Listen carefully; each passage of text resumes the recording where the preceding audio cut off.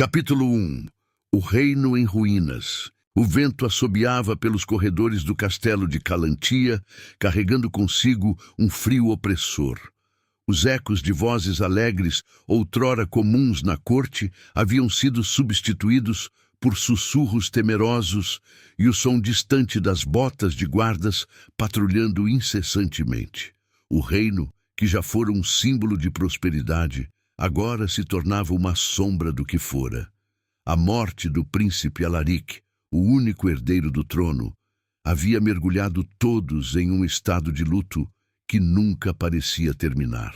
No salão principal, Lucan estava sentado em um banco de pedra, observando de longe a rainha Isolde. Seus passos ecoavam pelo chão de mármore enquanto ela atravessava o espaço vazio, como uma dançarina solitária em um palco deserto. Havia algo de frágil e ameaçador em sua postura. O peso da dor em seus ombros se mesclava à dureza em seus olhos. Lucan, um jovem poeta que escrevia os louvores do reino, sabia que estava vivendo em tempos de transformação, mas sentia na pele o desconforto de quem testemunha o início de uma tragédia inevitável. Os murmúrios sobre traição na corte já estavam em todas as bocas. Era impossível ignorar os olhares desconfiados, trocados entre os nobres, ou os gestos tensos dos guardas sempre em alerta. Durante uma de suas caminhadas pelos corredores mais afastados do castelo, Lucan encontrou algo inesperado, uma pilha de cartas mal escondidas em um canto escuro da biblioteca. O selo era real, marcado com o brasão de Alaric. A curiosidade venceu o receio. Ele as guardou. Naquela noite, Lucan leu as cartas sob a luz de uma vela tremulante. As palavras de Alaric, escritas com um tom sombrio, falavam de uma traição iminente. Não havia nomes, apenas fragmentos que sugeriam um complô em andamento, possivelmente vindo de dentro do castelo. A última carta era a mais inquietante. Se algo acontecer comigo, saiba que a coroa esconde segredos que devem ser expostos. Lucan engoliu em seco. O que ele descobrira poderia não apenas destruir a frágil ordem do reino, mas também colocá-lo em um perigo inimaginável. Capítulo 2. A primeira acusação. O dia amanheceu com um céu cinzento, como se o próprio reino lamentasse a atmosfera pesada que envolvia o castelo. No salão do conselho, um espaço outrora reservado para decisões ponderadas, a tensão era palpável. A rainha Isolde, sentada em seu trono de madeira entalhada, parecia um vulto de sua antiga majestade. Seus olhos, fundos e alertas, analisavam cada rosto à sua frente, como uma caçadora à espreita de sua presa. Lucan estava lá, silencioso, com o pergaminho e a pena nas mãos, registrando cada palavra dita, mas, na verdade, mal conseguia focar na tarefa. Sua mente estava fixada nas cartas do príncipe Alaric, agora escondidas sob o assoalho de seu quarto. Ele sabia que aquelas palavras podiam mudar o destino de Calantia, mas temia o que significaria expô-las. A rainha levantou-se abruptamente e todos na sala ficaram imóveis. "Traição!" gritou ela, sua voz ecoando como uma lâmina cortando o ar. "O príncipe Alaric não morreu em combate, ele foi traído, e os responsáveis estão aqui entre nós." Ela apontou um dedo trêmulo para o grão-chanceler Dorian, um dos conselheiros mais antigos e respeitados da corte. "Majestade", Dorian começou, mantendo a compostura, "estas são acusações graves. Com todo o respeito, eu sempre servi a coroa com lealdade." "Silêncio", interrompeu a rainha, sua voz carregada de ira. "Tenho provas de que você conspirou com nossos inimigos para enviar meu filho à morte. Guardas!" Dois homens se aproximaram, agarrando Dorian pelos braços. Sua expressão vacilou, mas ele não lutou. Lucan sentiu um frio percorrer sua espinha. Não havia evidência pública, nada concreto para justificar a acusação. Seria apenas paranoia da rainha? Ou ela sabia algo que os outros não sabiam? Ele assistiu impotente enquanto Dorian era arrastado para fora do salão, sob o olhar gélido de Isolde. A corte caiu em um murmúrio inquieto.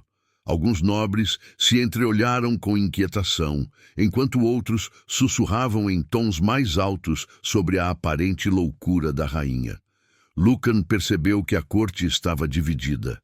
Parte apoiava Isolde, temendo que sua ira recaísse sobre eles. Outros começavam a murmurar conspirações de revolta.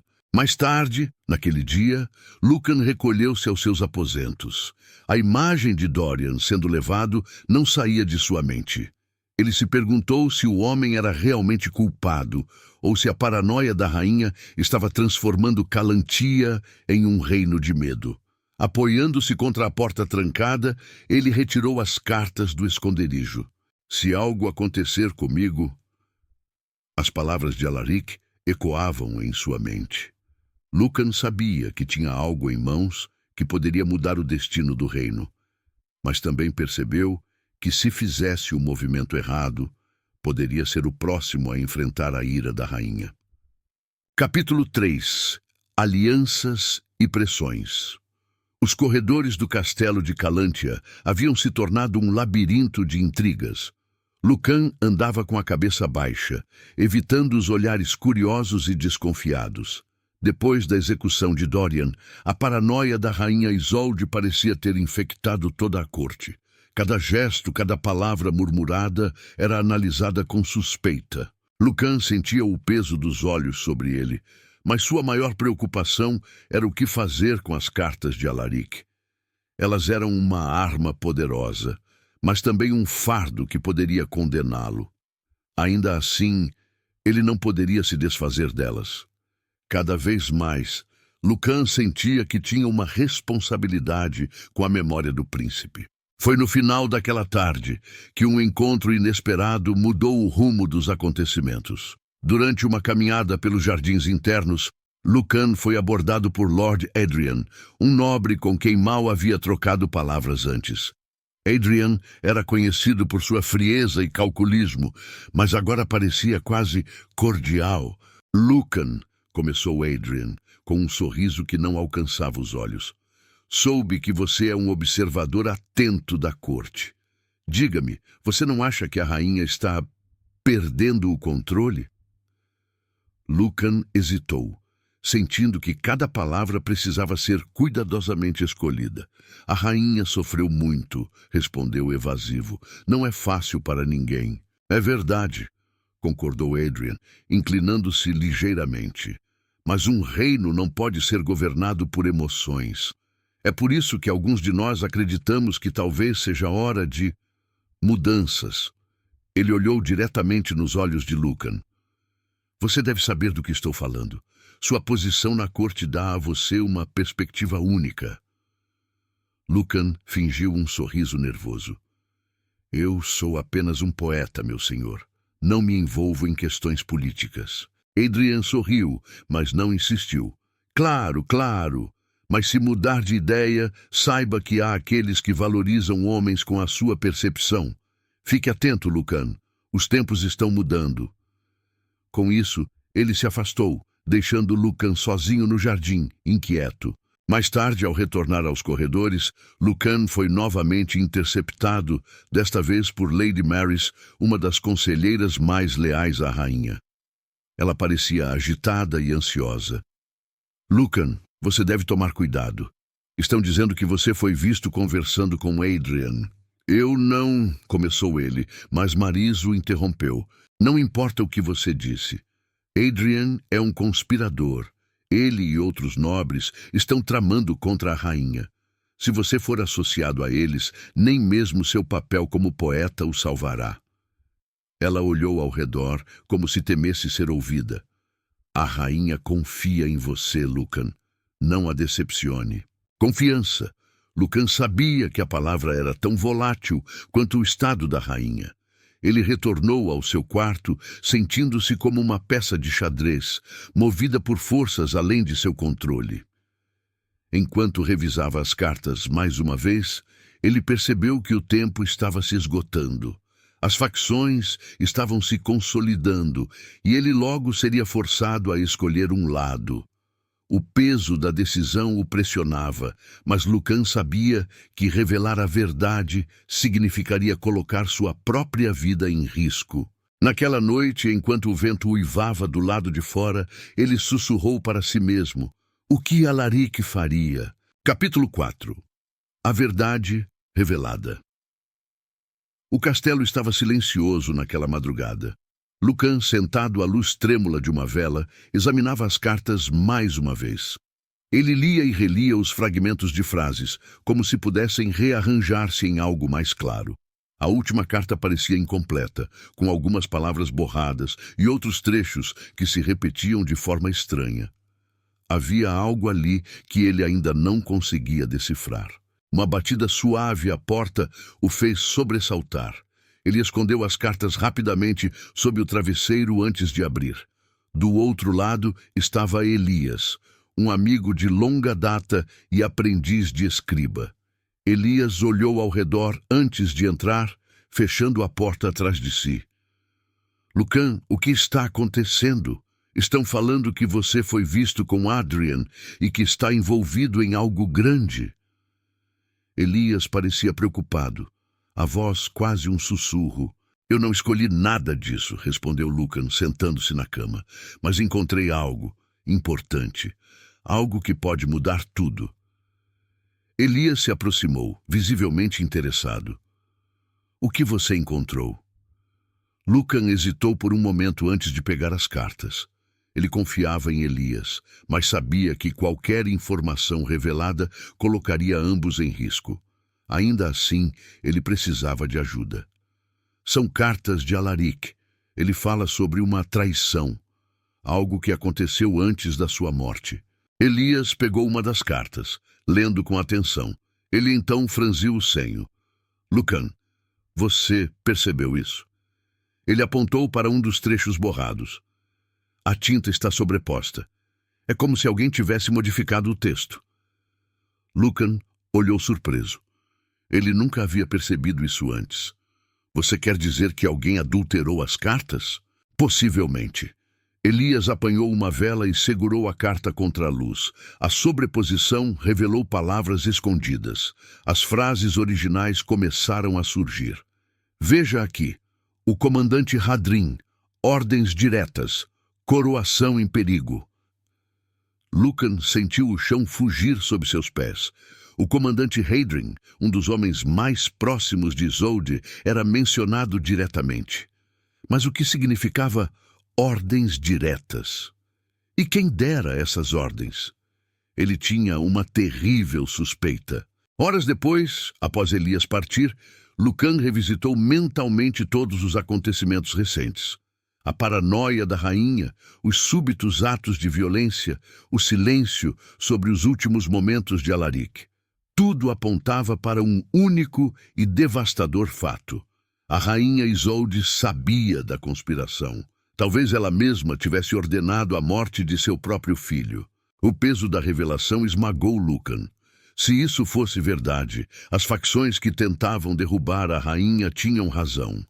Mas, se ele expusesse essa verdade, o reino poderia mergulhar no caos. Qual seria o custo de sua escolha? A claridade da manhã trouxe pouca paz. Ele sabia que estava em um ponto sem volta. A decisão que tomasse naquele momento não apenas moldaria seu futuro, mas decidiria o destino de todo Calantia. Capítulo 5. A conspiração desencadeada. O castelo de Calantia fervilhava de tensões. Após dias de inquietação, o silêncio opressor foi quebrado por uma reviravolta inesperada. Lord Adrian, acompanhado por um grupo de nobres conspiradores, fez uma declaração velada de oposição à rainha durante um banquete. A corte estava dividida e os sussurros de insurreição se tornavam mais audíveis. Lucan, sempre à margem, sabia que sua posição estava cada vez mais insustentável.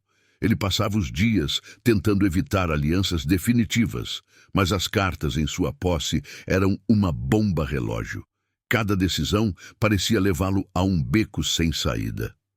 Naquela noite, enquanto terminava de escrever um poema fictício para mascarar seus pensamentos, ouviu batidas fortes à sua porta.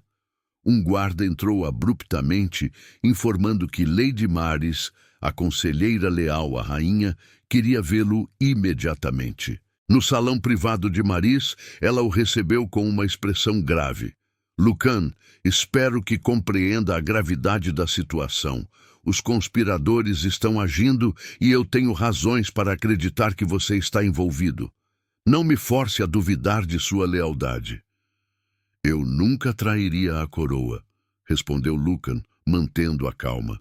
Maris inclinou-se para a frente, seu tom mais baixo, mas ainda mais ameaçador.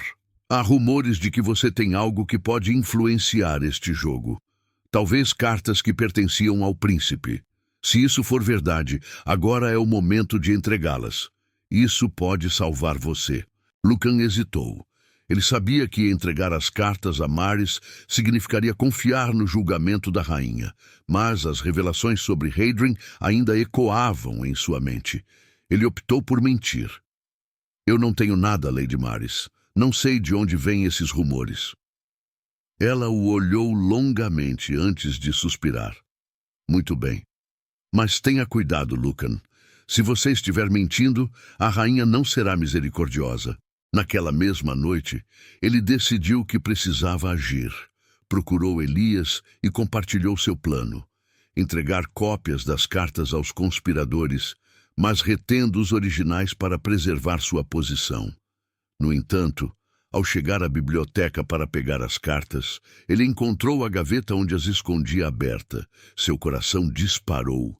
Elas haviam sido roubadas. Antes que pudesse reagir, ouviu passos pesados. Guardas invadiram o cômodo, liderados por Adrian. Ah, Lucan, disse Adrian, com um sorriso de triunfo. Obrigado por sua contribuição ao nosso movimento. As cartas já estão em boas mãos. Ele ergueu o que parecia ser uma das cartas de Alaric. Isso é um erro, começou Lucan, mas Adrian o interrompeu.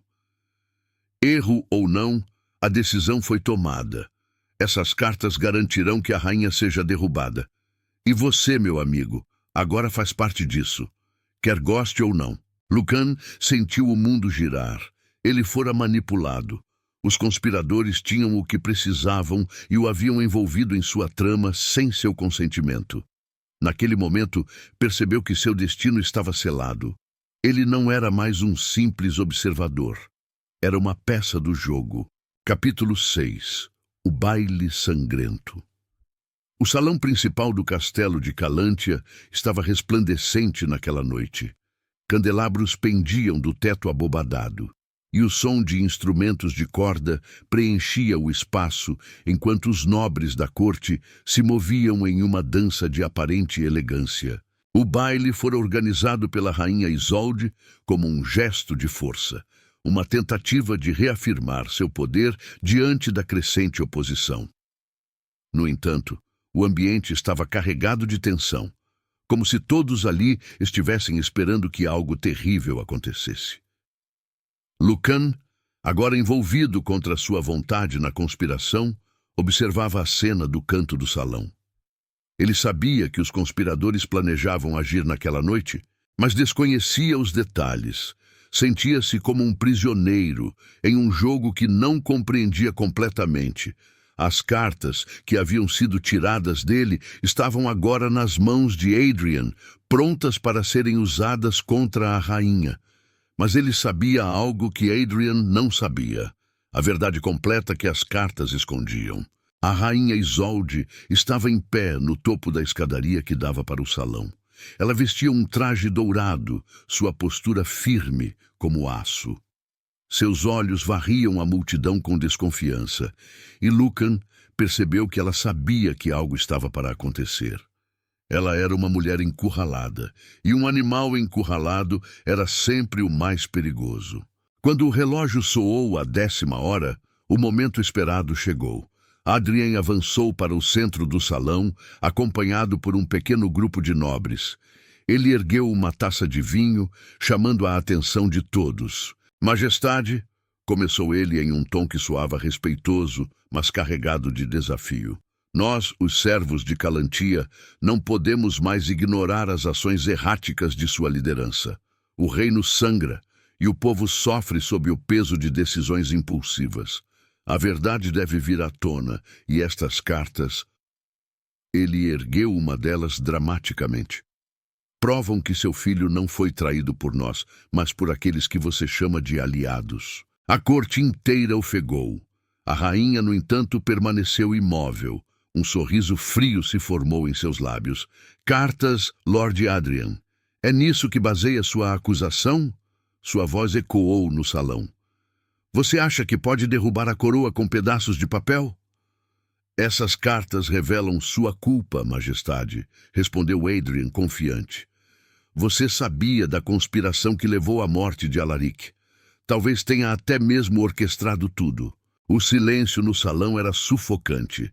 Lucan sabia que este era o momento decisivo. A rainha ergueu a mão, e os guardas no salão se posicionaram imediatamente, apontando lanças para Adrian e seus aliados. Guardas, prendam esses traidores, ordenou ela. E quanto a você, Lucan, seus olhos o encontraram. Venha até aqui. Lucan congelou. O coração batia em disparada enquanto todos os olhares se voltavam para ele. Ele caminhou hesitante até a base da escadaria onde a rainha estava. Você é o poeta da corte, disse ela, quase como um desafio. Diga-me, Lucan, o que você viu? Diga ao meu povo quem realmente sou. Ele olhou para Adrian e depois para a rainha. Sua mente corria. Sabia que a verdade poderia destruir o reino, mas o silêncio também o condenaria. Majestade, começou ele, sua voz trêmula. A verdade é que há traição em cada canto deste salão, inclusive ao seu lado. Antes que pudesse dizer mais, o caos eclodiu.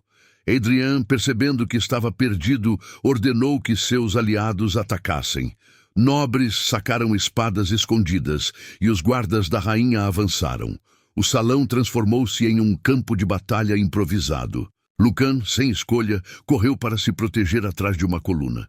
Ele observou enquanto o baile se tornava um banho de sangue, e a rainha, no topo das escadas, permanecia imóvel, um sorriso frio em seus lábios. O destino de Calantia estava selado naquela noite. A dança havia terminado e apenas o caos permanecia. Capítulo 7. O fim da dança. O silêncio que se seguiu ao caos era ensurdecedor. O salão principal, antes palco de música e dança, agora estava manchado de sangue e repleto de corpos. Espadas caídas refletiam a luz vacilante dos candelabros, e o ar pesado era preenchido pelo cheiro metálico do massacre. Lucan, agachado atrás de uma coluna, respirava com dificuldade. Sua roupa estava suja de fuligem e sangue alheio, mas ele havia sobrevivido. No topo das escadas, a rainha Isolde ainda permanecia. Sua postura ereta contrastava com o cenário devastado ao seu redor. Lucan a observou com um misto de fascínio e horror. Ela parecia intocada pela carnificina, como se estivesse acima de toda a violência que acabara de ocorrer. No entanto, ele percebeu algo em seus olhos, um vazio profundo, como se o que restava de sua humanidade tivesse desaparecido, junto com a última nota de música daquela noite. Guardas, disse ela em um tom surpreendentemente calmo, limpem isso, quero o salão em ordem pela manhã. Suas palavras caíram como pedras no ar pesado. Os poucos guardas sobreviventes trocaram olhares antes de obedecer, arrastando os corpos para fora. Lucan, ainda atordoado, reuniu coragem para subir as escadas até onde ela estava. Ele sabia que precisava enfrentá-la, mesmo que isso significasse sua morte. Quando finalmente ficou frente a frente com Isolde, ele falou, a voz tremendo, Majestade, tudo isso, por quê? Ela virou lentamente para ele, seu sorriso gélido reaparecendo. Você ainda não entende, Lucan? O poder não é para os fracos. Meu filho era fraco. A corte é fraca. Este reino é fraco. E eu Eu sou a única coisa que resta para segurá-lo de pé. Lucan sentiu um calafrio. As cartas, a conspiração, tudo fazia sentido agora. Ela sabia desde o início. Isolde não apenas havia permitido a morte de Alaric, ela a havia arquitetado. Para ela, a estabilidade do reino era mais importante do que a vida de seu filho. Antes que pudesse responder, Isolde deu um passo à frente. Sua voz se suavizou quase como um sussurro. Você escreveu a história deste reino, Lucan. Agora, escreva sobre mim. Faça com que se lembrem de Isolde, não como uma rainha que perdeu o controle, mas como a rainha que sacrificou tudo para manter Calantia viva. Lucan não conseguiu responder. Sua mente fervilhava com as implicações do que ela havia dito. Ele sabia que a rainha estava além da redenção, mas também sabia que expor a verdade poderia destruir o reino que ela jurara proteger. Naquela noite, enquanto o castelo mergulhava em um silêncio espectral, a rainha Isolde trancou-se em seus aposentos. Quando os primeiros raios de sol iluminaram o castelo, um de seus servos encontrou-a em sua cama, o corpo imóvel e um frasco vazio de veneno ao lado. Isolde havia feito seu último sacrifício. Lucan, por sua vez, recolheu-se à sua pequena câmara. Ele escreveu sobre os eventos daquela noite, mas decidiu omitir a verdade.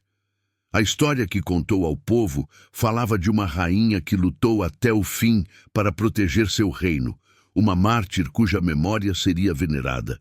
Mas em seu coração, ele sabia que a verdadeira história da dança da rainha louca nunca seria contada. E isso o assombraria pelo resto de sua vida.